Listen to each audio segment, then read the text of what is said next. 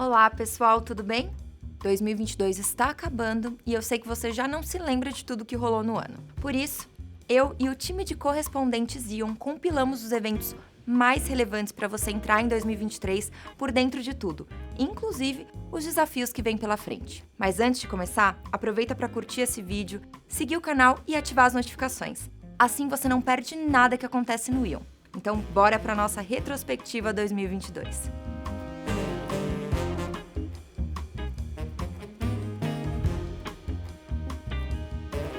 O ano começou com grandes desafios para a economia. O principal deles foi a inflação. O IPCA acumulado em 2021 foi de 10,1%, bem acima da meta de 3,7%. O número ainda era um reflexo da pandemia vivida durante todo o ano e teve como principais vilões os grupos de energia elétrica, alimentos e combustíveis. E apesar da elevação de 7,25 pontos percentuais na Selic em 2021, a inflação indicava que novas altas seriam necessárias ao longo do semestre. Em fevereiro, o Banco Central precisou reagir à Selic e continuou a escalada iniciada em março de 2021, quando estava em 2%. No dia 24, tropas russas avançaram até as fronteiras com a Ucrânia e deram início a uma temida guerra. Nesse conflito, além da questão humanitária, os preços das commodities sofreram fortes oscilações e aumentaram também as preocupações com a situação energética. A falta de combustíveis e, consequentemente, o aumento dos preços reforçou a pressão inflacionária no mundo todo. Por outro lado, a Bolsa Brasileira e de outros países da América Latina, como o Chile, se aproveitaram dessa alta nos preços e tiveram bons resultados no período. Em março, com a entrada de capital estrangeiro em busca de um porto seguro entre os mercados emergentes, a Bolsa colheu bons resultados no Brasil e superou os 120 mil pontos, o pico no primeiro semestre. No cenário internacional, parecia que a guerra entre Rússia e Ucrânia chegaria ao fim. Diversas reuniões foram conduzidas pela Turquia, mas nenhum lado aceitou as condições impostas e as conversas foram encerradas. No mercado interno, a gasolina teve um aumento de 18,8% e o valor do diesel foi reajustado em 24,9%. A medida provocou a primeira mudança na presidência da Petrobras em 2022. Após 2 anos de pandemia, os efeitos da vacinação em massa foram mais sentidos a partir de abril.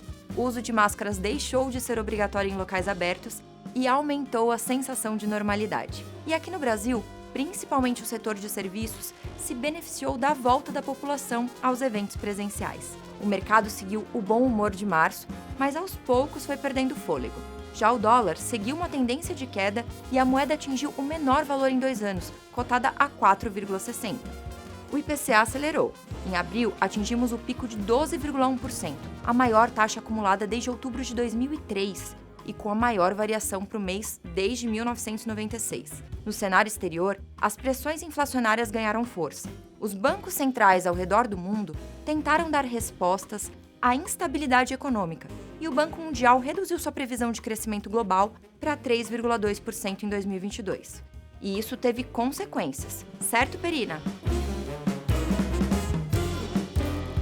É verdade, essas pressões chegaram nos Estados Unidos e após seguidas indicações, o Fed elevou a taxa de juros em 0,5 ponto percentual e informou que não ia parar no intervalo de 0,75% a 1% ao ano. Essa decisão desencadeou um processo de aversão a risco e, consequentemente, queda nas bolsas ao redor do mundo. Já no Brasil, maio foi o mês de definições na política. As pré-candidaturas foram lançadas, assim como as federações partidárias, já de olho nas eleições do mês de outubro. A Bolsa de Valores teve um bom desempenho. O índice se aproveitou dos dados preliminares de aumento na atividade econômica e fechou em alta de 3,2%. Em junho, a onda de altas nas taxas de juros continuou. Lá nos Estados Unidos, a elevação foi de 0,75 pontos percentual, o maior aumento desde 1994, levando as taxas de juros ao intervalo entre 1,5% a 1,75%. Ainda por lá, o índice S&P fechou a metade do ano acumulando uma queda superior a 20%, registrando o pior semestre em 50 anos. Já no Brasil, o cupom anunciou a 11ª elevação consecutiva da Selic e fechou o semestre em 13,25% ao ano. O mês também teve a divulgação de dados do PIB do primeiro trimestre com um avanço robusto de 1%, puxado principalmente pelo setor de serviços e forte recuperação. Junho teve um novo reajuste nos preços dos combustíveis.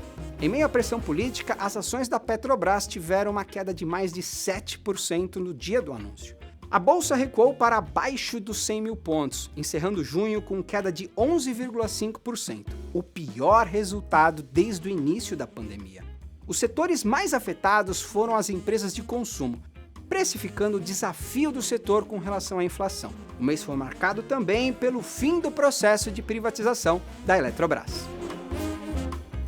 Ufa, primeiro semestre foi cheio. Que tal uma pausa e aproveitar essa pausa para baixar o Ion? Lá você acompanha o mercado diariamente e ainda investe com taxa zero. Agora vamos para o segundo semestre com o Lucas. Começamos a segunda metade do ano com algum sinal de respiro. O IPCA registrou queda de 1,82%, dando continuidade ao recuo dos últimos meses. E outro índice em queda foi o da taxa de desemprego, marcando 9,8%, primeira marcação abaixo dos 2 dígitos desde 2016. O Ibovespa também deu fôlego novamente aos investidores, com alta de 4,69%, após forte queda no mês anterior. Resultado puxado pelos setores do varejo, tecnologia e construção civil. Em meio à seca e às fortes ondas de calor espalhadas pelo hemisfério norte, a União Europeia aprovou um plano de redução de 15% no consumo de gás, buscando com antecedência armazenar recursos para um inverno menos dependente do gás russo. A guerra e as incertezas frente à capacidade energética europeia, somadas às fracas medidas de combate à inflação impostas pelo Banco Central Europeu, agravaram a desvalorização do euro, levando pela primeira vez em 20 anos a paridade da moeda frente ao dólar americano. Agosto chegou trazendo uma série de incêndios devido às intensas secas, agora com preocupantes baixas históricas no nível de água dos afluentes europeus e crise energética. Foi realmente um mês amargo no velho continente. Com a prolongação da guerra na Ucrânia e persistente inflação, o índice de preço ao consumidor atingiu 9,1%, aumentando a aversão a risco e chance de recessão, com pessimismo nos mercados acionários. Nos Estados Unidos, o Fed anunciou que deveria continuar elevando os juros. Já no Brasil, o Copom aumentou a taxa básica de juros pela última vez, para 13,75%. E, diferentemente da Europa, por aqui a inflação recua novamente, registrando 8,73% nos últimos 12 meses. As maiores empresas da Bolsa não conseguiram suportar o Ibovespa, que teve queda de 0,82% no mês, fechando abaixo dos 110 mil pontos. Isso ocorreu mesmo com a valorização das ações da Vale, impulsionada pelo preço do minério de ferro nos mercados internacionais. E como ficou o mês de setembro, Gabi? Em setembro, o funeral da Rainha Elizabeth II resultou em uma das maiores reuniões de líderes de governo e Estado no Reino Unido. Mas quem não foi bem recebido no país foi o pacote de cortes impostos do FMI, rejeitado pela primeira-ministra, que, em contrapartida, também teve seu plano fiscal rejeitado pelo mercado. Ainda na Europa, assistimos ao euro despencando para menos de $1, como consequência do impacto no preço de produtos essenciais, como alimentos e combustíveis. Condicionar o preço do petróleo foi uma nova medida da União Europeia no pacote de sanções à Rússia, após a formalização de anexação de 4 regiões ucranianas. Ao final do mês, o índice pan-europeu Stoxx 600 fechou em queda de 1,67%. Nos Estados Unidos, em meio ao desastre do furacão Ivan, que varreu o sudoeste do país, o Fed decidiu aumentar a taxa de juros novamente. E ainda na tentativa de conter a inflação, que marcou 8,3% até agosto. Os juros chegaram ao maior patamar desde 2008, 3,25%. No Brasil, o cenário eleitoral ganhava força como pauta prioritária. E chegou o mês das eleições por aqui, com a expectativa do mercado sobre o novo governo eleito para 2023. Lá fora, outubro trouxe novidade em cima de novidade. Na Europa, a primeira-ministra da Itália fez seu primeiro discurso, enquanto em terras britânicas, Liz Truss era substituída pelo novo primeiro-ministro, Rishi Sunak, que abraçou desafios como a crescente taxa de desemprego e a inflação. A economia americana seguiu demonstrando resiliência. Mesmo com o mercado de trabalho pressionando, o S&P 500 registrava alta de quase 8%, enquanto em 12 meses, o índice de preços ao consumidor acumulava alta de 7,7%. Em novembro, a inflação nos Estados Unidos desacelerou mais que o esperado. O CPI subiu 0,1% em comparação com outubro, o que aliviou o risco de recessão no país. O Fed também anunciou o quarto aumento consecutivo de 0,75 ponto percentual, levando a taxa de juros para 4%, maior alta desde a crise de 2008. Os países europeus reduziram o risco de apagões com o estoque de gás. A redução da inflação foi de 10,6% para 10% no acumulado de 12 meses, com destaque para a queda da inflação no grupo de energia. As bolsas fecharam em alta com o estoque europeu 600, registrando alta de 0,63%, e com o índice FTSE 100 subindo 0,81%. No Brasil, o dólar fechou em 5,20, com aumento de 0,69%, enquanto a bolsa registrou queda de menos 3,06%. Já o IPCA continuou subindo, mas em menor grau, pressionado pelo preço dos combustíveis. Em 12 meses, a inflação registrou 5,9%, o menor número do ano até aqui. E agora, fechando o ano. No Brasil, o último Copom de 2022 manteve a taxa básica de juros em 13,75%, reforçando ainda mais o fim do ciclo de altas. E até o dia 16 de dezembro, quando gravamos esse vídeo, o índice Bovespa registrava aproximadamente 102 mil pontos.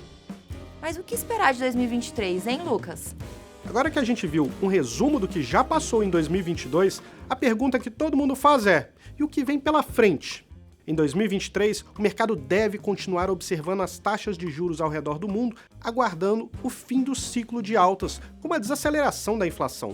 No entanto, a política monetária deve continuar apertada, e ainda existe a possibilidade de recessão em grandes economias, como a zona do euro. É importante acompanhar o que acontece nos Estados Unidos, onde a taxa de juros afeta o mundo como um todo, podendo pressionar moedas de mercados emergentes e elevar os riscos de desaceleração da economia global. Para o Brasil, temos poucas previsões, já que o novo governo ainda deve dar o tom do mercado. Por hora, a previsão do Itaú BBA para a inflação é de 5,7% ao final de 2023, enquanto a meta do Conselho Monetário Nacional é de 3,25%. Taxa básica de juros também deve se manter perto da estabilidade, fechando 2023 em 12,5% ao ano. Vamos dar uma olhada em todas as nossas projeções para o fim de 2023? Lembrando que esses números são revistos mensalmente e podem sofrer alterações.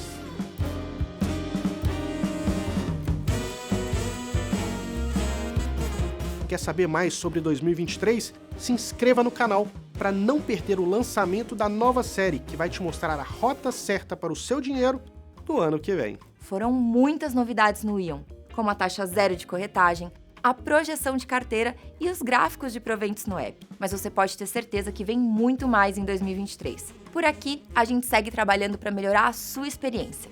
E por aí, você segue investindo e acompanhando o mercado com quem mais entende do assunto, o Ion Itaú. Um bom fim de ano a todos e até mais!